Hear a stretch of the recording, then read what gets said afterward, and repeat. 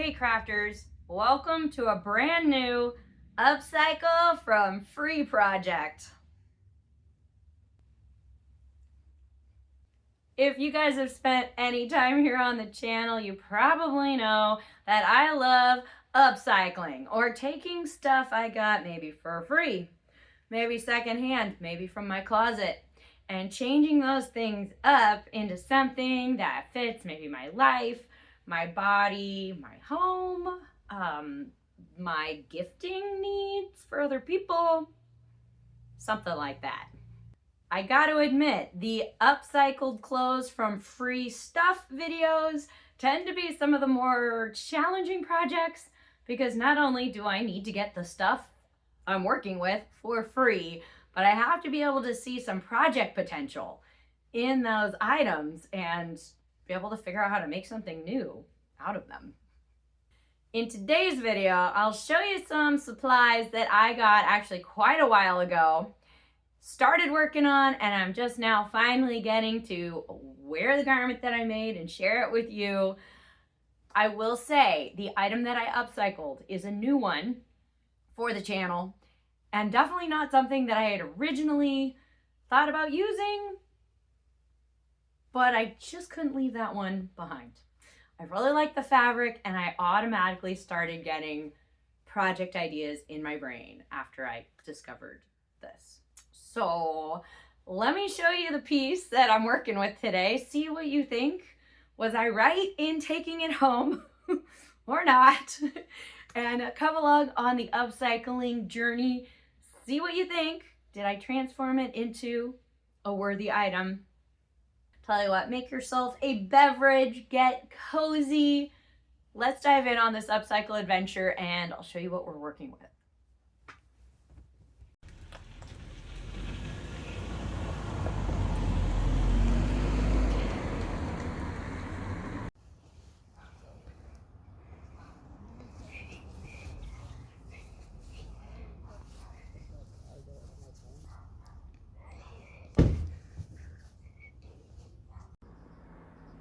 Wow, you guys. A dust ruffle is definitely not the kind of thing we usually upcycle into clothing around here, but the fabric's kind of cool, and it was just kind of screaming clothing to me. So I actually did leave it in the free pile at first, and I thought about it, and I walked back and I got it. I'm obviously not the first person to make clothing out of linens. There are all sorts of fun projects people are doing on Instagram and YouTube. Of course, Rachel Maxey is the goddess of turning random things into amazing clothing. So if you haven't watched her videos, go check them out, because she is definitely a source of inspo for me and this project. Speaking of, however, we have some issues. Okay, so I think we're dealing with basically a queen or a full size dust ruffle here. There are some stains. It's interesting. There's stains on the far ends, and there's also some fading. That's kind of where the fading is as well. So I'm not going to get full use of the fabric kind of towards those areas. I'm also not planning to use the white material in the middle for this project. I will probably use that for making mock-ups of patterns and such. It's kind of worn and it feels kind of polyester-y, so don't really want to use that. However, the fabric feels kind of cool. It's, well, let's take a look at it up close. Here we go. It feels kind of nubby, almost, I don't know, cottony. I don't think it's linen-y, but it's probably a cotton poly blend, so we'll see. Hopefully it's not just polyester, which I know these can be. Oop, I think we're seeing some fading.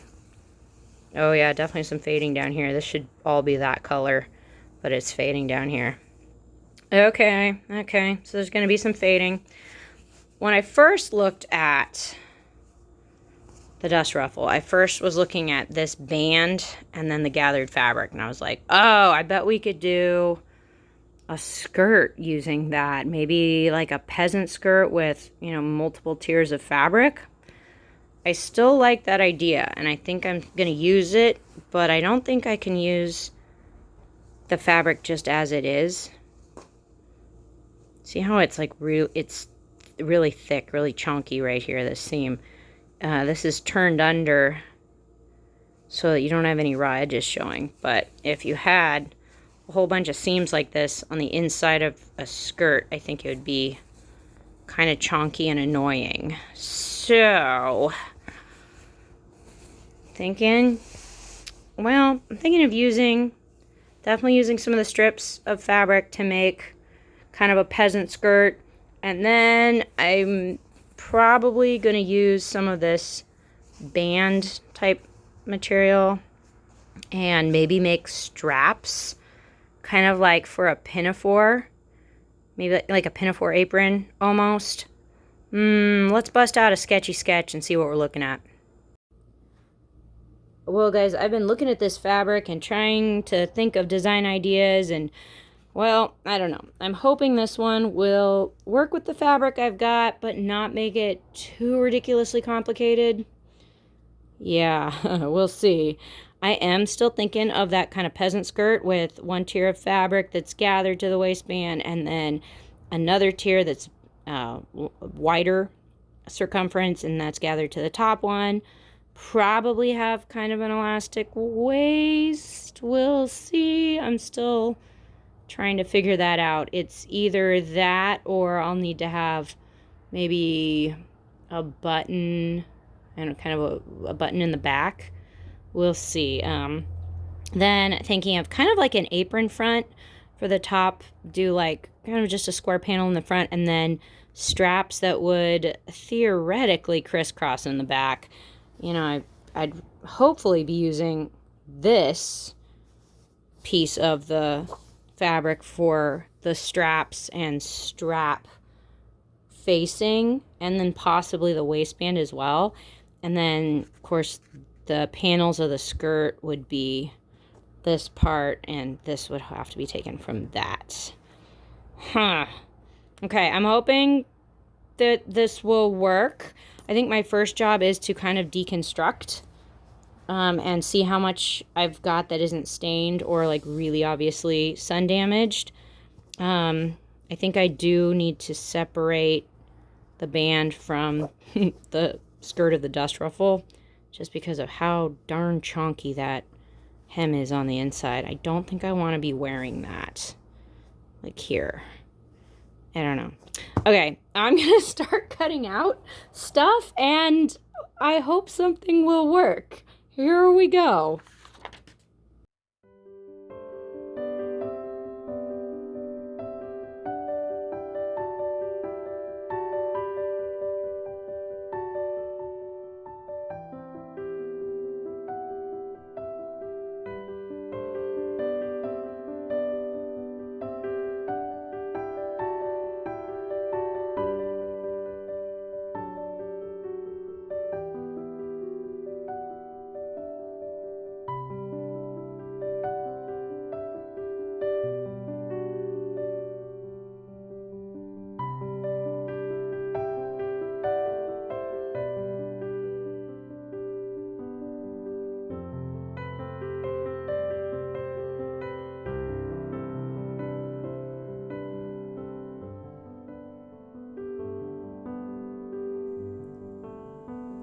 Wow. Well, that took a while. Actually, quite a while. I think we mostly have our components. I mean, here are the 3 really long rectangles that are primarily going to be forming the skirt. Maybe I will have enough for 3 layers. That would be good. I will need some for the bib of the pinafore as well, but hopefully that won't take too much. I'll need the bib and like a lining layer, I think, too. We've got our really long pieces. Hopefully those are going to be making the straps and the waistband. And then we got a whole bunch of other bits. And yes, if anyone's wondering, this fabric frays like crazy. So I'm really glad I didn't vacuum this morning like I thought I was going to, because I'm going to need to vacuum yet again because, yeah, it's all over the rug. trying to decide what we should do next. So let me kind of scratch my head a little bit and think about it and tell you what I'm thinking. Okay, guys, I think what I'm going to do is call in backup from the pattern stash. I think I want to use the top and crisscross straps from this vintage apron and combine that somehow with this peasant skirt. Roughly. I don't know if it's all going to work out, but that's what I'm thinking. Of course, our peasant skirt has the tiers of fabric that we need. This pattern is also kind of cool. It has a straight waistband in the front and then an elastic panel in the back. So that makes it a little more complicated, but it's a nice look. I don't know. We'll see. Am I really going to get my elastic? I don't know. Because we also need to make this bib and straps. The straps crisscross in the back, and I need to attach that to obviously a full skirt, not just this open skirt for the apron. So I think I've got the pattern pieces I need. I'm still a little unsure exactly how I'm going to put them together without making it too messy, but I think we have what we need to start. I'm going to start with this guy. I'll get out my pattern pieces and start cutting that out and see how far I get.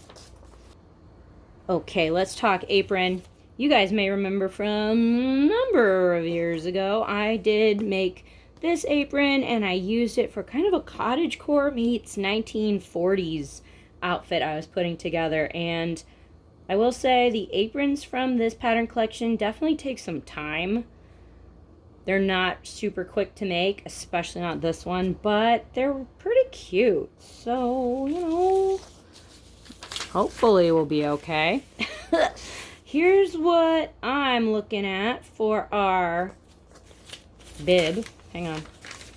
I'm missing a page. Hey, there we go. Okay, so we're going to end up having front and back of that front bib. We're going to sew them together. Then we're going to sew them to our strap pieces. I'll be cutting this part from the wider fabric I trimmed, and hopefully we can just use the skinny pieces for those straps. So we've got the front and back, or front bib and lining of the bib sewn together, sewn to our straps. Yep. There we go. Alright, and then we need the lining piece, or the back side of our straps. Be sewing that on, but we're still leaving an opening here so we can turn everything right side out. Ooh, nicely finished straps. Look at that.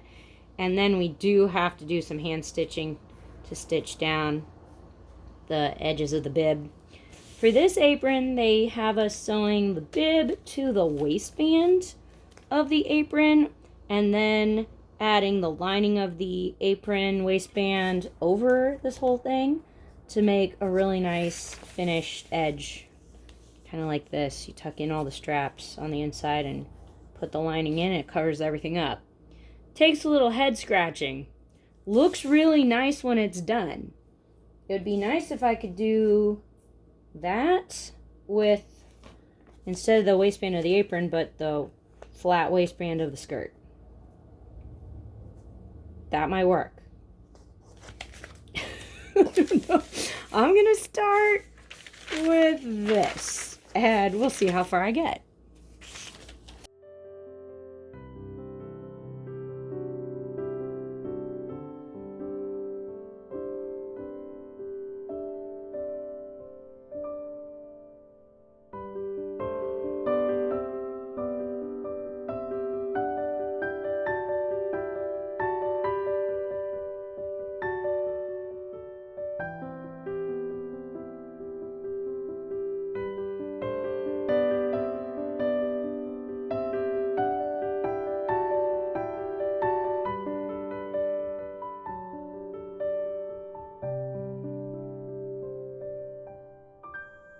Well, hey guys, it is a new day and we got some stuff done last night. And then I just started kind of like mindlessly throwing fabric around to try to get ideas of what this is going to look like at the end. Okay, so here is the bib front of the pinafore. It's the outside. I still need to hand stitch the lining on the inside down. Then I need to attach that to front waistband. This is not the waistband, it's just some scraps, but I kind of wanted to put it up there just to see. That waistband is going to have to be kind of an amalgam of the apron and the skirt pattern, so I'll have to look at that in a minute. Then I spent a whole bunch of time unpicking the bottom hem of one of the panels, and you can tell that gave me, gosh, at least 4 more inches, which is very cool. However, you can also tell there's a fade line where the bottom of the hem was, and I kind of assumed that would be there, and I spent forever unpicking it, and yes, it's definitely there. So we might need to do something about that. So I thought, hey, it could be nice to have that extra length, but maybe I should put a line of trim over that, and more info on that coming. And then we've got another panel. Of course, this one has not had the bottom hem trimmed off, but I don't feel like I want to unpick anymore.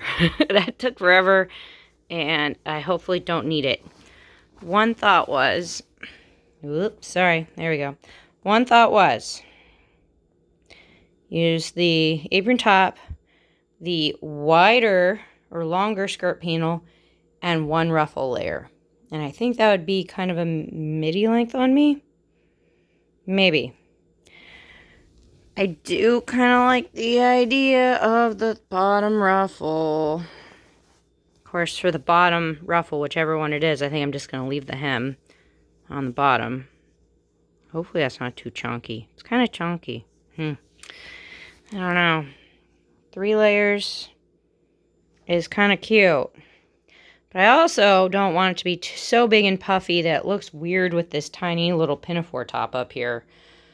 I definitely had to make the straps thinner than what the pattern called for, probably by at least 1/2 inch.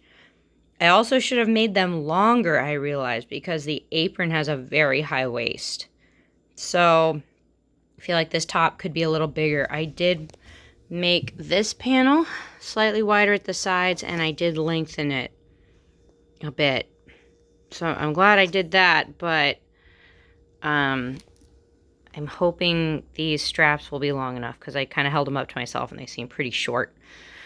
So one thing I'm going to do is look at that waistband, and I think I'm going to make the waistband kind of wide so that that will hopefully help my straps a little bit if those are short.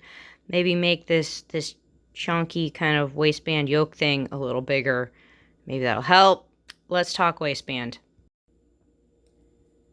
Okay guys, I am looking at the skirt waistband directions.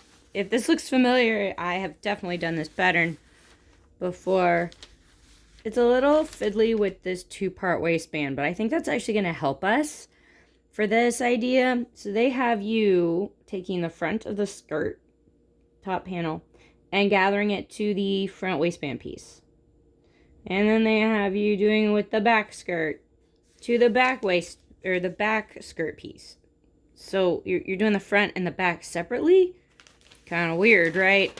But they're doing that so that in the back waistband tube you can insert elastic. The front doesn't get any, the front is flat. Okay, cool. Once you got the elastic in there, then you can finally sew your front and back together, and they each get a different type of waistband. Okay, that's cool. What if we combine that concept with kind of this yoke idea, at least for the front of the skirt? So this is back to the apron pattern. I'm not doing this like point on the waistband, but I do like how they have you sew the bib of the apron to the yoke. They call it a yoke piece. You're sewing it in. And then they basically have you sandwich all the raw edges in between two pieces of that yoke. I believe this is the other part. You have like a lining and a front of the yoke, and then you're sandwiching all the pieces, all the raw edges on the inside of that, so you don't see them. So it kind of looks like that once you turn it right sides out. I think I want to do that with the front of the waistband here, which means I am going to have to cut out a waistband that is different than the skirt. I think I want to make it a little wider, and I'll need to make it in two pieces, like a front and a lining, instead of just having one long piece that gets rolled into a tube. I think that'll help me hide at least the attaching the bottom of this into the front waistband. I'm not going to add the back of the straps to the back waistband yet, because I need to add elastic to that, and that could get weird. So I may end up having to just like hand sew these onto the back. I don't know, but it's making sense in my brain, so I'm gonna go for it. Here we go. Okay guys, I'm working on waistband. So these are the pattern pieces for the waistband for our skirt. Of course, the back waistband is cut on the fold. And then this is the front waistband. Okay, so here's what I did different. I cut two of these guys instead of just having one folded in half. When I sew these guys together, you know, using some seam allowance here, the main part of my waistband is going to hopefully be about 2.5 inches wide. So that's kind of extra wide, but again, I was trying to add a little height there at the waist. So anyway, that's what I'm going for. Since I wanted this to be about 2.5 inches wide, I had to make my back waistband bigger. This guy will get folded in half, you know, to make a big tube.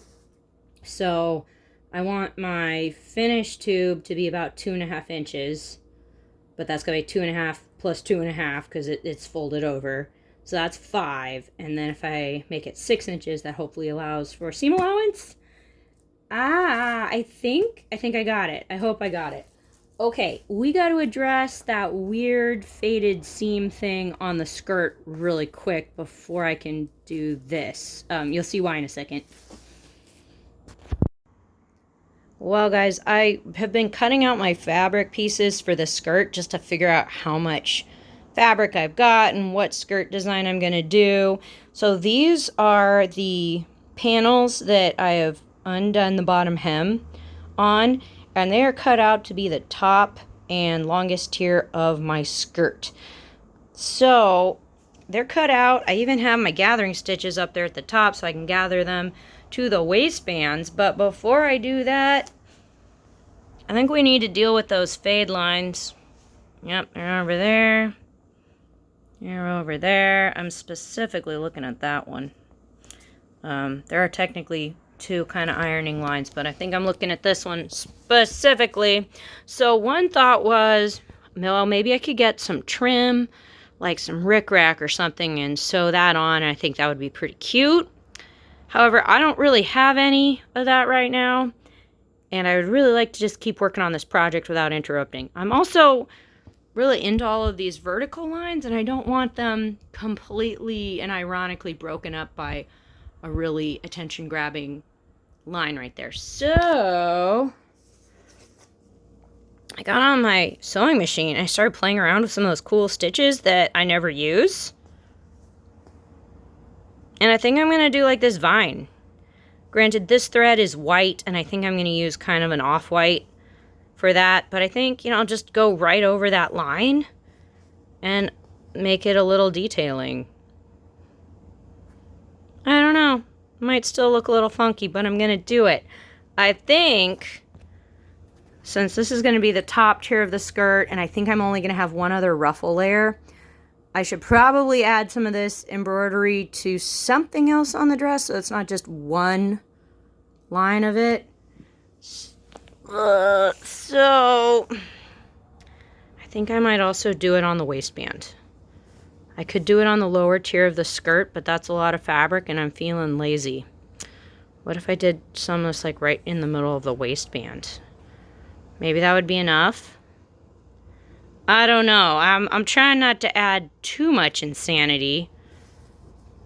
more insanity to this project. So I think I'm gonna head over to the machine and do that, and then that'll allow me to, of course, attach the kind of bib to the front waistband there, and then I also need to start gathering the skirt to the waistbands and stuff too. But we got to do this first. Here we go.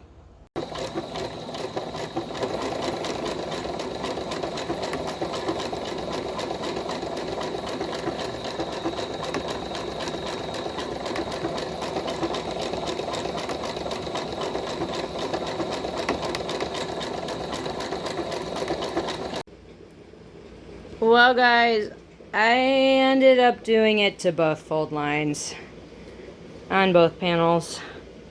I don't know, I did it to the first one, and like the other one just looked like so obvious, like it needed something on it. Even though this one wasn't as faded, like I couldn't really just iron it out entirely. It might have gone away when I washed it, but it needed it, so we've added it again. It was a pretty smooth process, except for the one time the machine just jammed right in the middle of what it was doing. Thankfully that didn't happen again, so it was mostly okay. I hope this will be cute. Now we can move on to adding the bodice to the waistband, so yay!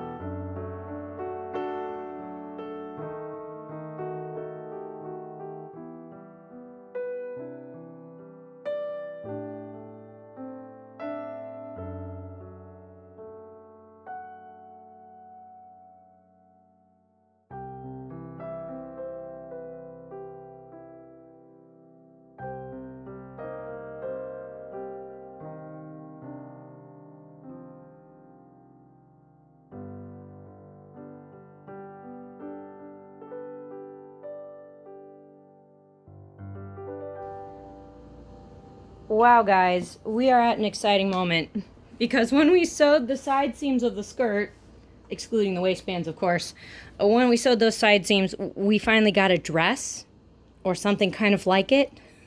Up until then, all we've been doing is working on the elements and the pieces that had to be attached to each other in order to get them to finally be assembled to a dress. So this is a big moment, and we need to celebrate the wins.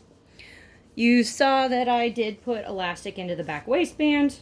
Unfortunately, I only have black elastic of this 2-inch size, but hopefully it'll be okay. I need to try the dress on and adjust the elastic here on the back before, of course, sewing it down and trimming it off.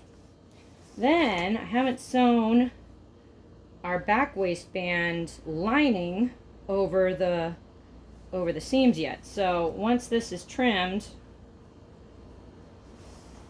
we'll be able to kind of roll this under, stuff the raw edges of the back waistband underneath, and stitch that down. So that will help finish up our waistband and take care of that. Hooray! Okay, after that, we need to add the rest of the skirt. Now, kind of happily for me, I don't have enough fabric to do 3 tiers. And that would be a great look, but also that is so much gathering and sewing of fabric. And I'm kind of not wanting to do that anymore. So I think the look we're going to end up having is a lot closer to this. I'll add 1 ruffle to the bottom of our skirt.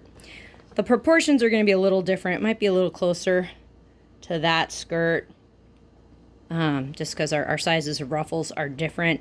But I did use the pattern pieces for those ruffles. Hopefully that will be really cute. I also am using the bottom hem of the dust ruffle as the bottom hem of the skirt at this point. We'll see if that's too bulky. If it is, I may have to fix it later. And then, of course, we're going to need to probably hand sew our straps down in the back as well. But let's finish up our waistband and keep going.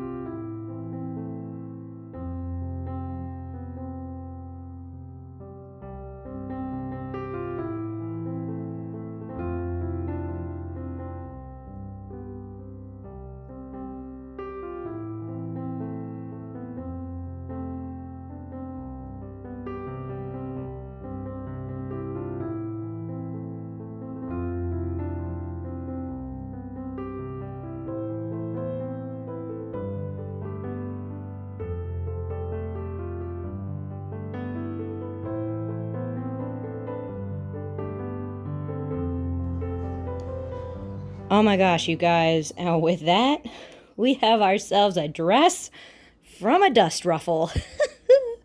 I'm actually really pleased with this. I think it's pretty stinking cute, and it works really nicely with the fabric that we had to work with.